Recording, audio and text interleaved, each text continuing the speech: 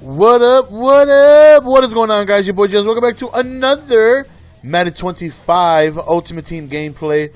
I know we're just randomly starting off in like week 7, but from here on out, we keep track of what it is we're doing. So from here on out, we will be uploading in chronological order. Just showing you guys the team that I had before the game starts, and it's a pretty good team. It's definitely a pretty good team. You know, a lot of auctioning went off to save up for these guys. You know, a lot of bundles, as you guys see. I uploaded a promo the other day. I opened 100 packs on PS4.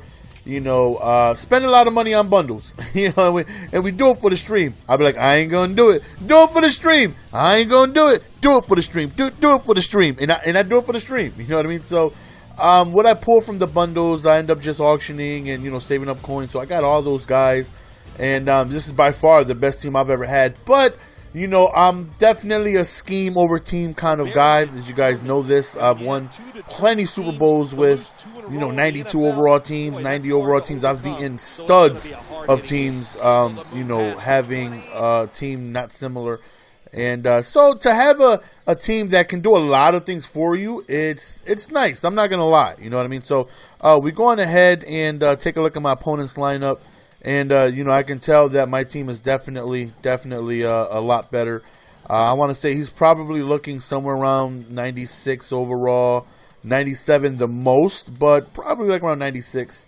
Like I said, 97 the most. So, but like I said, that doesn't mean anything. You know, his team is competable. You know what I mean? If he knows what he's doing, if I have bad enough game, you know, because the situations have been reversed where I've won games against teams like mine. So, it's not like his team is ass where it's tough to compete. His team is good enough to beat a team like mine if he knows what he's doing. But it is tough. You know what I mean? Like I said, when you got a stacked team, it's not easy going up against, because they do so much for you. You know what I mean? One thing I've noticed is that offensively, as we give him the big old stank Eric Dickerson right up, just rumbling, bumbling, stumbling over folks. We got that 99 Drew Brees, who I love so much, man. I ended up selling him, and I purchased Michael Vick, and he's the best thrower in the game. This Brees right here throws dots right there, just bad, not throws, because he makes, you know, he only makes good throws. You know what I mean? It's only you making bad reads, and 3 plays in a row I just made horrible reads. You know, on offense, I can do well with a bunch of 95s, 94 overalls. You know what I mean? If you give me a 95 Percy Harvin, give me a 91 Marcus Colston, give me a 94 Pierre Thomas, you know, with those guys, I can still move the ball and score offensively. You know what I mean? But defensively, that's where everything changes. You know what I mean? There's not too many players in the game that can do what you know, Ray Lewis does, or Sean Taylor, or Brian Dawkins, or J.J. Watt. You know what I mean? There's a huge difference. To me, there's not that much of a difference between 95 Percy Harvin and 99 Randy Moss. You know what I mean? Don't get me wrong. Obviously, Moss is better. But for me, Percy Harvin would have the same effect as, you know, Randy Moss would have. You know what I mean? I would still use the same plays. I would still be effective. You know what I mean? I would still be able to move the ball downfield. But there's a huge difference between 99 J.J. Watt and 95 Greg Hardy. You know what I mean? Like, it's not comparable. So, you definitely want to stack up on defense, man, because that's where they make more plays for you than the offense would. And this is by far, like I said, the best team I've ever had. And since I'm really bad at defense, it makes it so much easier knowing that I got all these guys who just make so many plays happen. You know what I mean? You got, like I showed, the Deons and Sean Taylors and all these guys right here. Ladies and gentlemen, we are living like Larry. Larry Fitzgerald in the back in the end zone ends up getting a touchdown, giving us the first score of the game, putting us up 7-3. And, you know, this guy definitely, you know, had some skill. I could tell he knew what he was doing on offense. He definitely gave me, you know, some trouble on being able to stop him. And that's, you know, with anybody. I have a lot of trouble stopping anybody, you know what I mean? So, but for the most part, man, he definitely was able to have success on these late downs. You know, 3rd down, 4th downs. Had some trouble stopping them sometimes.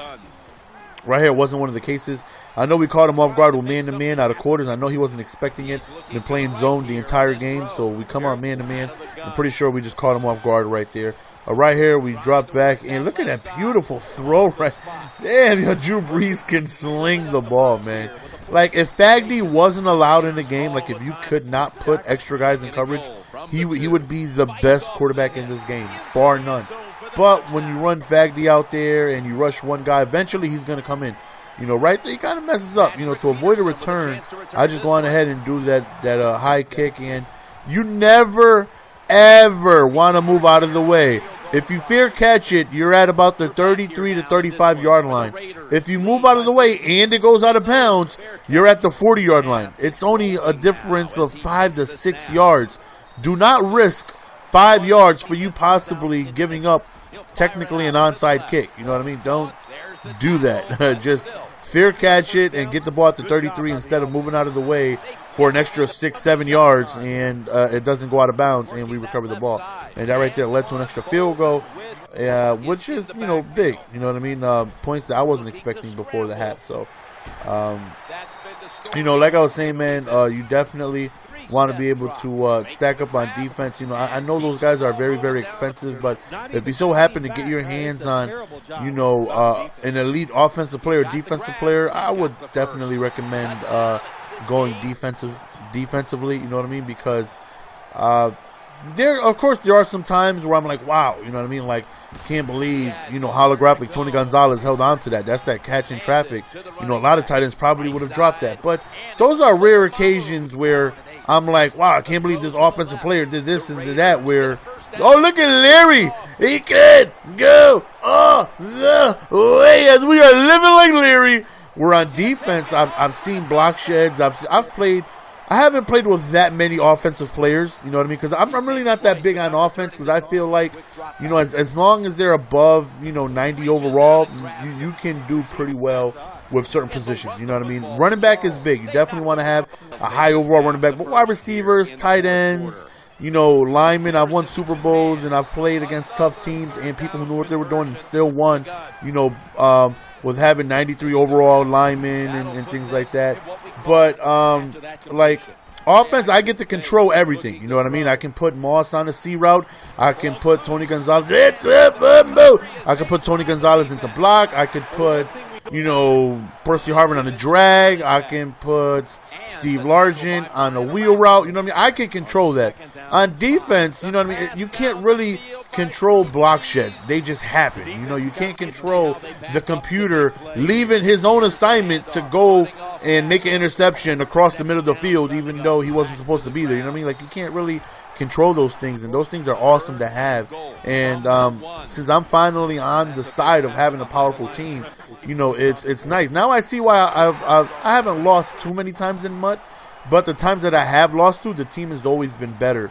And I understand why. You know, a lot of people just go out and get a beast team who probably isn't that. Like, I've lost to guys that I know I'm way better than, but the team was just so overpowering. It was really tough to move the ball and make things happen. And it's crazy, man, when you get yourself a stacked team. My team today is no longer like this, even though this was probably like a month ago, maybe half a month ago.